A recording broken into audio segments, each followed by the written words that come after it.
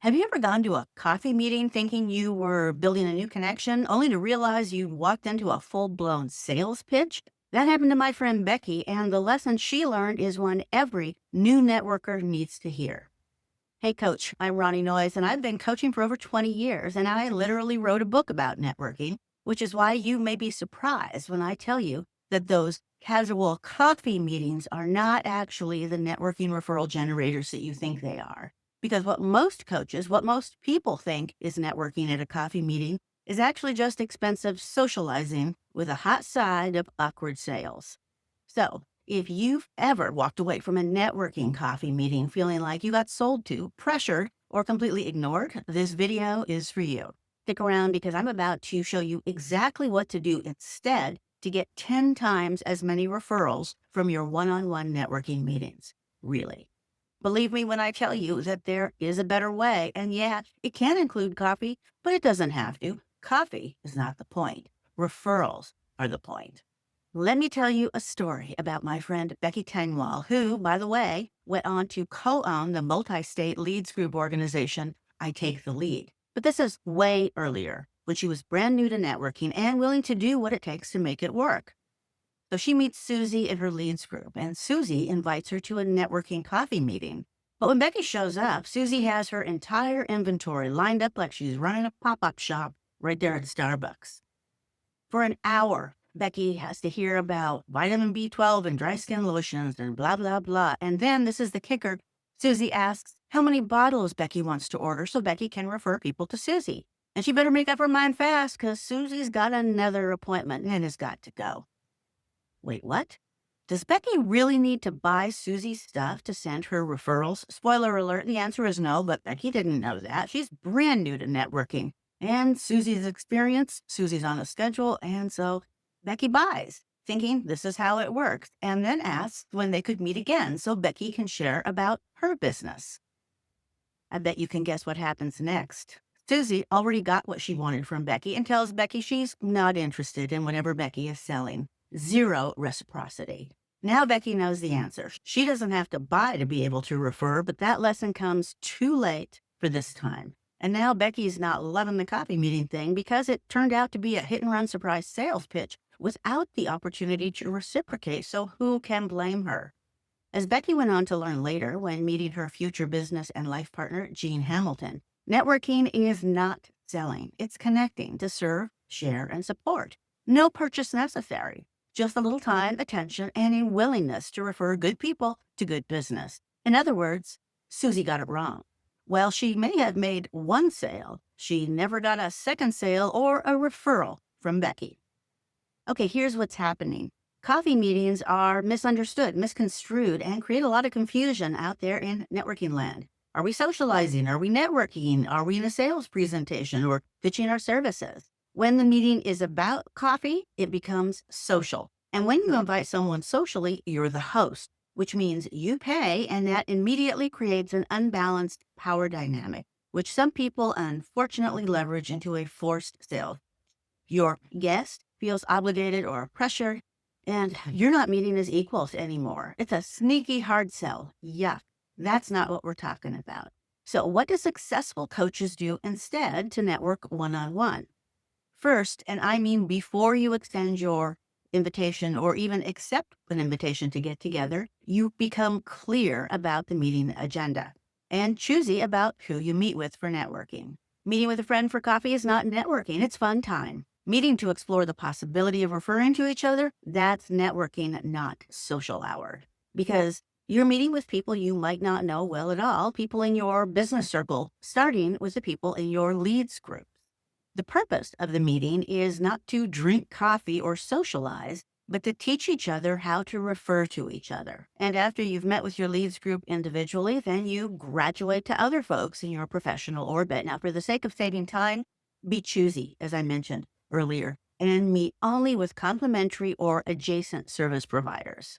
For example, if you're a life coach, you might meet with financial planners who need referrals for their clients going through major life transitions. It's a perfect match. Your clients often need financial guidance, and their clients often need life coaching support. A business coach, maybe bookkeepers or merchant services providers. A marketing coach, branding experts, printers, copywriters, a wellness coach, personal trainers, nutritionists, and so on. Think about it.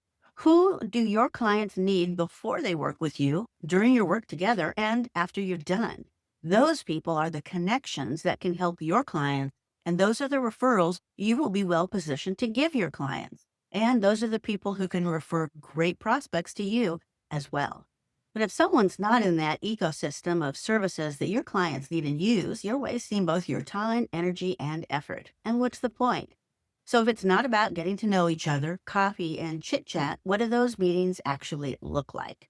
Here's how to structure one-on-one networking meetings properly. I'm going to go in deep into detail here. First, be crystal clear about what your purpose is. When you invite someone to meet, say something like this.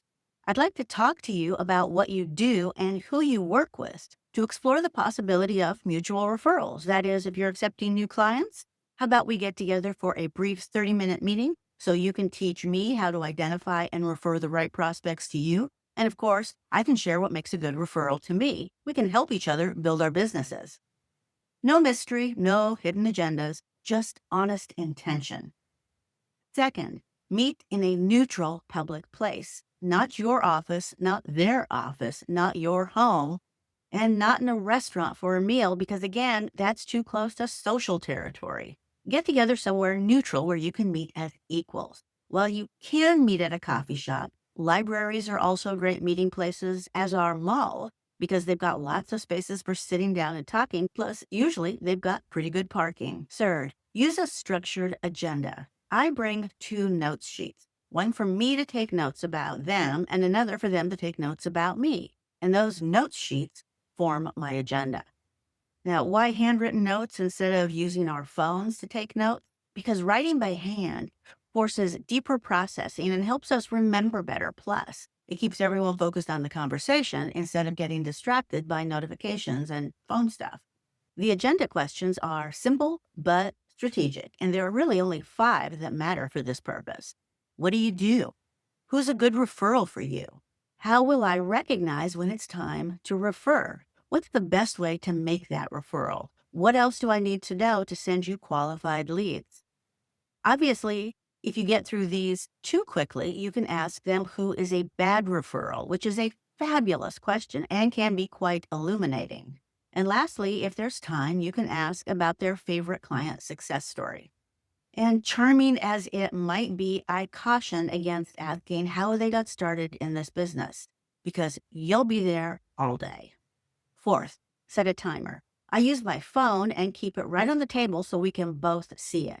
I give them up to 20 minutes to share their info, and then I take my 7 to 10 minutes. Shorter time for me because I already know all my answers.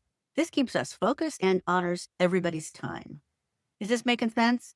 Good. Now let's talk about my power moves for these meetings. Show up 15 minutes early. Get your drink if you're having one, claim your table, set up your notes and pens. And when they arrive, you're ready to completely focus on them. Wear a name tag high on your right shoulder. Trust me on this. It helps people identify you and creates an immediate connection. And yeah, you can get creative on that name tag. Just make sure your first name is clearly visible. Bring 2 pens, one for you and a second in case the first one runs out of ink or the other person didn't bring a pen at all. I used to bring these, my branded pens with purple ink that everybody liked, and I would give them as a very small but memorable gift that they could keep. Giving away a pen is a thoughtful touch that doesn't carry any obligation or make things weird. Just don't get cranky if they don't want your pen. Put the other person at ease by having an agenda.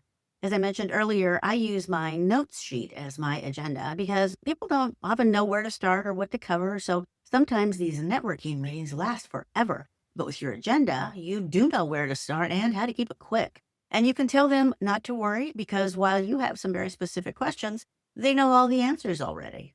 Schedule 2 to 3 meetings back to back on the hour, even though each meeting should last about 30 minutes. However, you might need to have a little cushion for late arrivals or meetings that run a bit over, and time to regroup or refresh between meetings. And by stacking 2 or 3 meetings in a row, you maximize your networking time and minimize your travel and out of the office time. Now, here's a warning for what you don't do. If someone wants to hire you during the meeting, do not turn it into a sales conversation right then and there. Schedule that for later, a different time, ideally a different location. I ignored this rule once, enrolled a client right there on the spot, which made the meeting run long. And on his way out of the meeting, he made a snarky comment to the next person I was going to meet, warning him to hold on to his wallet because Ronnie's really good at sales. He was joking, I think, but awkward doesn't begin to cover that situation. And that next guy looked at me with suspicion the entire meeting. And I'm sure it comes as no surprise to hear that he never referred anybody to me. Lesson learned.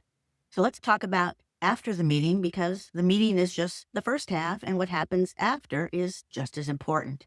You don't want to erase a great impression with poor follow through. So do send a thank you text or email that day before you leave the parking lot, if that's possible. And then mail, yes, actually send via the mail a handwritten thank you note the next day. In our digital world, physical mail gets attention and makes a great impression. And when you do have someone refer, use my Seeker Meet Expert method instead of just handing out business cards. I covered that system in my How I Got 29 Coaching Clients in 6 Weeks by Referral video. And you can get my template at the link below. So coaches, here's your challenge. Try one structured networking meeting this week using this approach. I guarantee it'll be more productive than your last 5 coffee meetings combined, because you'll be meeting with people who are ready, willing, and able to send you referrals, whose clients will benefit from working with you, and who are hoping for referral reciprocity from you, and not just trying to sell to you or enroll you in their downline. Hey, Coach, if this was helpful, please give it a thumbs up. And if you want more strategies, please subscribe. And remember to download my 3 essential networking tools for free at the link below. You'll get my meeting setup script, my referral notes sheet that doubles as your meeting agenda, plus my Seeker Meet Expert referral email template. Thanks for watching, Coach. I'm Ronnie Noyes, reminding you that today is a great day to be a coach.